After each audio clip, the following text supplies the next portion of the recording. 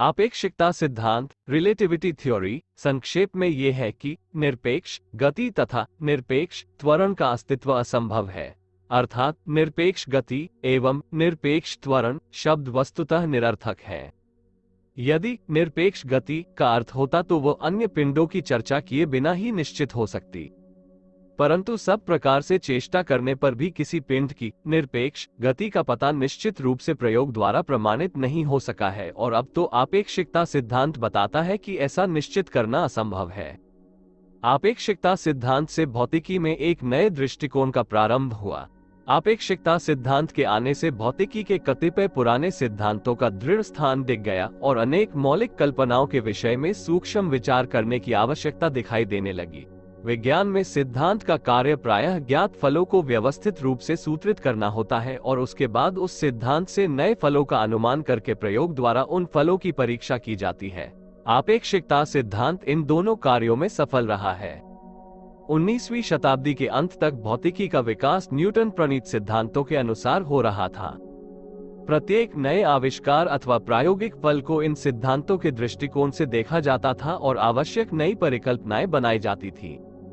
इनमें सर्वव्यापी ईथर का एक विशिष्ट स्थान था। ईथर के अस्तित्व की कल्पना करने के दो प्रमुख कारण थे।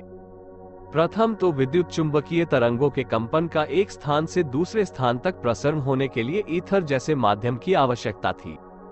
द्वितीय, यांत्रिकी में न्यूटन के गति विषयक समीकरणों के लिए और जिस पार्श्वभूमि पर ये समीकरण आधारित थे उसके लिए भी एक प्रामाणिक निर्देशांक स्टैंडर्ड ऑफ रेफरेंस की आवश्यकता थी। प्रयोगों के फलों का यथार्थ आकलन होने के लिए ईथर पर विशिष्ट गुणधर्मों का आरोपण किया जाता था। ईथर सर्वव्यापी समझा जाता था और संपूर्ण दिशाओं में तथा पिंडों में भी उसका अस्तित्व माना जाता था। इस स्थिर ईथर में पिंड बिना प्रतिरोध के भ्रमण कर सकते हैं, ऐसी कल्पना थी। इन गुणों के कारण ईथर को निरपेक्ष मानक समझने में कोई बाधा नहीं थी। प्रकाश की गति 3x 108 मीटर प्रति सेकंड है, ये ज्ञात हुआ था और प्रकाश की तरंगें स्थिर ईथर के सापेक्ष इस गति से विकिरित होती हैं, ऐसी कल्पना थी। यांत्रिकी में वेग, त्वरण, बल इत्यादि के लिए भी ईथर निरपेक्ष मानक समझा जाता था। 19वीं शताब्दी के उत्तरार्ध में ईथर का अस्तित्व तथा उसके गुणधर्म स्थापित करने के अनेक प्रयत्न प्रयोग द्वारा किए गए। इनमें माइकेलसन मोले का प्रयोग विशेष महत्वपूर्ण तथा उल्लेखनीय है। पृथ्वी सूर्य की परिक्रमा ईथर के सापेक्ष जिस गति से करती है उस गति का यथार्थ मापन करना इस प्रयोग का उद्देश्य था, किंतु ये प्रयत्न असफल रहा और प्रयोग के फल से यह अनुमान निकाला गया कि ईथर के सापेक्ष पृथ्वी की गति शून्य है। इसका ये भी अर्थ हुआ कि ईथर की कल्पना असत्य है, अर्थात ईथर का अस्तित्व ही नहीं है। यदि ईथर ही नहीं है तो निरपेक्ष मानक का भी अस्तित्व नहीं हो सकता, अतः गति केवल सापेक्ष ही हो सकती है। भौतिकी में सामान्यतः गति का मापन करने के लिए अथवा फल व्यक्त करने के लिए किसी भी एक पद्धति का निर्देश रेफरेंस देकर कार्य किया जाता है, किंतु इन निर्देशक पद्धतियों में कोई भी पद्धति विशिष्टतापूर्ण नहीं हो सकती, क्योंकि यदि ऐसा होता तो उस विशिष्टतापूर्ण निर्देशक पद्धति को हम विश्रांति का मानक समझ सकते। अनेक प्रयोगों से ऐसा ही फल प्राप्त हुआ। इन प्रयोगों के फलों से केवल भौतिकी में ही नहीं बल्कि विज्ञान तथा दर्शन में भी गंभीर अशांति उत्पन्न हुई। 20वीं शताब्दी के प्रारंभ में 1904 में प्रसिद्ध फ्रेंच गणितज्ञ एच पॉइंकारे ने आपेक्षिकता का प्रनियम प्रस्तुत किया। इनके अनुसार भौतिकी के नियम ऐसे स्वरूप में व्यक्त होने चाहिए कि वे किसी भी प्रेक्षक देखने वाले के लिए वास्तविक हों। इसका अर्थ यह है कि भौतिकी के नियम प्रेक्षक की गति के ऊपर अवलंबित न रहें। इस प्रनियम से दिक्, स्पेस तथा काल, टाइम की प्रचलित धारणाओं पर नया प्रकाश पड़ा। इस विषय में आइंस्टाइन की विचारधारा, यद्यपि वह क्रांतिकारक थी, प्रयोगों के फलों को समझाने में अधिक सफल रही। आइंस्टाइन ने गति, त्वरण, दिक्, काल इत्यादि मौलिक शब्दों का और उनसे संयुक्त प्रचलित धारणाओं का विशेष विश्लेषण किया। इस विश्लेषण से यह स्पष्ट हुआ कि न्यूटन के सिद्धांतों पर आधारित तथा प्रतिष्ठित भौतिकी में त्रुटियां हैं। आइंस्टीन प्रणीत आपेक्षिकता सिद्धांत के दो विभाग हैं, एक विशिष्ट आपेक्षिकता सिद्धांत और दो सामान्य आपेक्षिकता सिद्धांत। विशिष्ट आपेक्षिकता सिद्धांत में भौतिकी के नियम इस स्वरूप में व्यक्त होते हैं कि वे किसी भी अत्वरित प्रेक्षक के लिए समान होंगे। सामान्य आपेक्षिकता सिद्धांत में भौतिकी के नियम इस प्रकार व्यक्त होते हैं कि वे प्रेक्षक की गति से स्वतंत्र या अबाधित होंगे।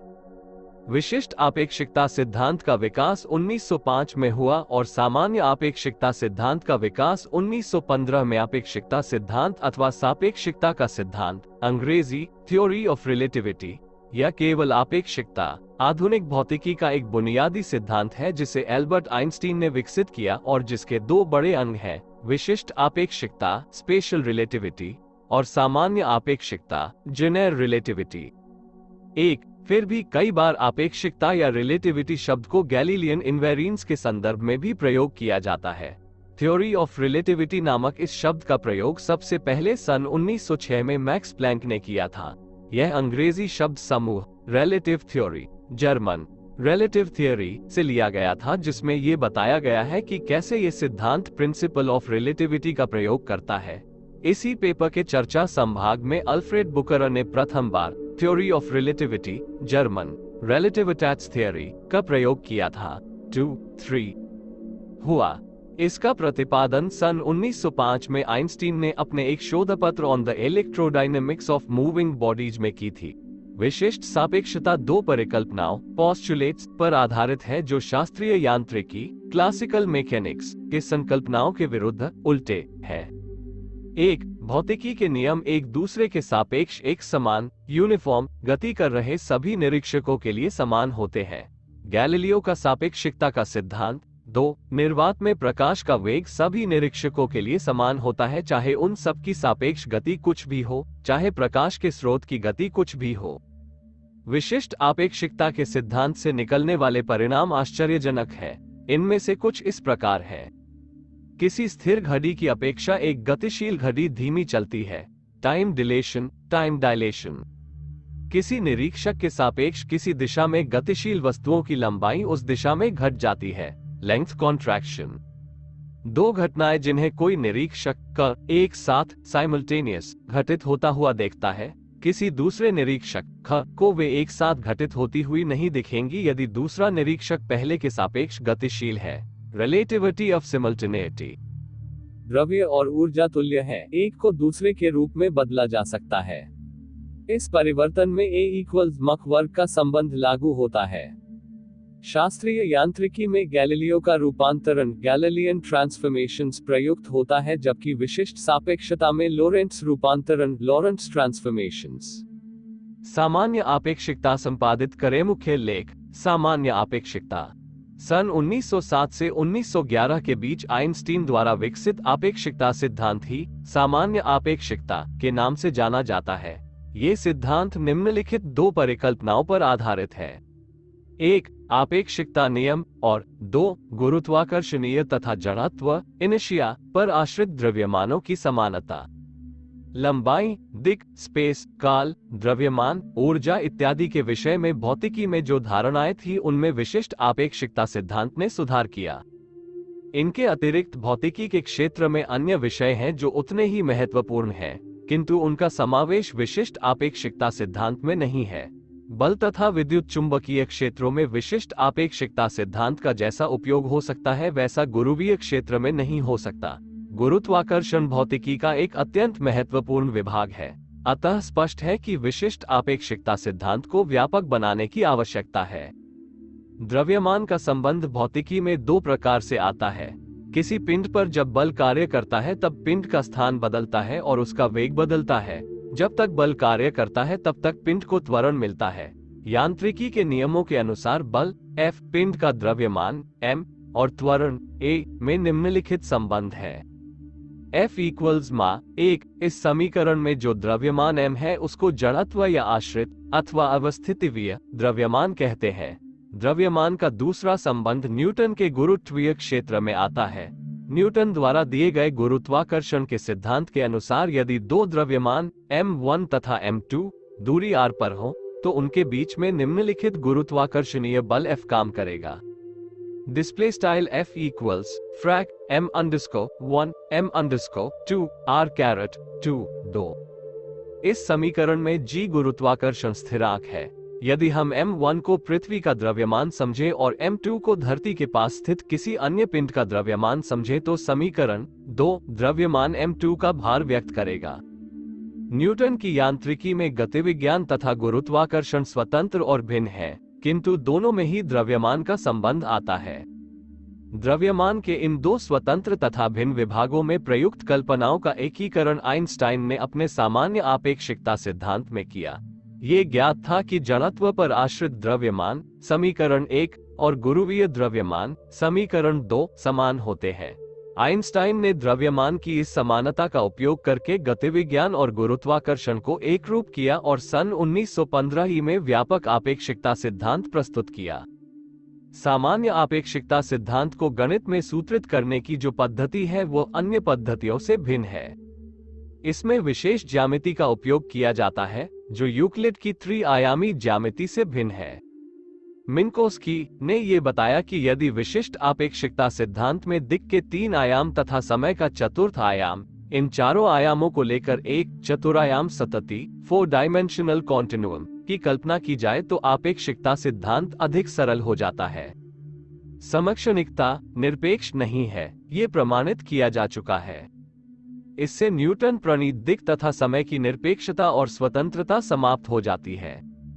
अतः भौतिक घटना व्यक्त करने के लिए दिक् तथा समय की चतुरायाम सतती अधिक स्वाभाविक है। रीमान ने चतुरायाम दिक् की कल्पना करके उसकी ज्यामिति का जो विकास किया था उसका आइंस्टाइन ने अधिक उपयोग किया। दिक् तथा समय की इस चतुरायाम सतती में भौतिकी के सिद्धांत ज्यामितीय रूप से सामान्य आपेक्षिकता सिद्धांत में रखे गए। इस चतुरायाम सतती का अथवा विश्व का यूक्लिड के 3 आयाम के दिक् से साम्य है। 3 आयाम की सतती में x, y, z इन 3 निर्देशांकों से अथवा आयामों से जिस प्रकार बिंदु अथवा एक स्थान निश्चित होता है, वैसे ही 2 बिंदु x1, y1, z1 और x2, y2, z2 के बीच की लंबाई भी निश्चित होती है। चतुरायाम सतती में दिक् के x, y, z इन 3 आयामों के साथ जब समय भी जोड़ा जाता है तब समय का आयाम विमा रूप t इक्वल्स x 0.5 c1 आता है, जहां t इक्वल्स समय और c इक्वल्स प्रकाश का वेग है। एक प्रेक्षक के लिए एक विश्व घटना के निर्देशांक x, y, z, t हो तो उस प्रेक्षक के सापेक्ष गतिमान दूसरे प्रेक्षक के लिए उसी घटना के निर्देशांक x, y, z, t होंगे। लोरेंस के रूपांतरण के नियम यदि यथार्थ हो तो सिद्ध किया जा सकता है कि समीकरण 3 का विकास करके किसी भी प्रकार की गति के लिए इसी प्रकार की किंतु अत्यधिक सन्मिश्र पदसंतियां मिलती हैं। इसके लिए निश्चलों इनवेरिएंट्स और प्रदिशों टेंसेस के सिद्धांतों की आवश्यकता होती है। मौलिक कल्पनाओं का इस रीति से विस्तार करने पर व्यापक आपेक्षिकता सिद्धांत में गुरुत्वाकर्षण स्वभावत आता है। उसके लिए विशिष्ट परिकल्पनाओं की आवश्यकता नहीं आती है। अनेक घटनाओं के फल आइंस्टाइन प्रणीत व्यापक आपेक्षिकता सिद्धांत के अनुसार तथा न्यूटन प्रणीत प्रतिष्ठित यांत्रिकी के अनुसार समान ही होते हैं, किंतु खगोलिकी में जब सामान्य आपेक्षिकता सिद्धांत का उपयोग किया गया तब 3 घटनाओं के फल प्रतिष्ठित यांत्रिकी क्लासिकल मैकेनिक्स के अनुसार निकले फलों से कुछ भिन्न रहे। इन फलों से सामान्य आपेक्षिकता सिद्धांत की कसौटी का काम ले सकते हैं। ये 3 फल इस प्रकार हैं। 1. अनेक वर्षों से यह ज्ञात था कि बुध ग्रह की प्रत्यक्ष कक्षा न्यूटन के सिद्धांतों के अनुसार नहीं रहती। गणना के पश्चात ये प्रमाणित हुआ कि सामान्य आपेक्षिकता सिद्धांत के क्षेत्र समीकरणों के अनुसार बुध ग्रह की जो कक्षा आती है वो प्रेक्षित कक्षा ऑब्जर्व्ड ऑर्बिट के अनुरूप है। उसी प्रकार पृथ्वी की प्रत्यक्ष कक्षा भी न्यूटन के सिद्धांतों के अनुसार नहीं है, किंतु पृथ्वी की कक्षा में त्रुटि बुध ग्रह की कक्षा की त्रुटि से बहुत कम है। तो भी कहा जा सकता है कि पृथ्वी की कक्षा की गणना में सामान्य आपेक्षिकता सिद्धांत सफल रहा। अतः इस विशाल मापक्रमों की घटनाओं में जहां प्रतिष्ठित यांत्रिकी असफल थी वहां सामान्य आपेक्षिकता सिद्धांत सफल रहा। 2. सामान्य आपेक्षिकता सिद्धांत की दूसरी कसौटी प्रकाश की वक्रीयता है। प्रकाश की किरणें जब तीव्र गुरुत्वाकर्षण क्षेत्र में से होकर जाती है तब सामान्य आपेक्षिकता सिद्धांत के अनुसार उनका पथ अल्प मात्रा में वक्र टेढ़ा हो जाता है।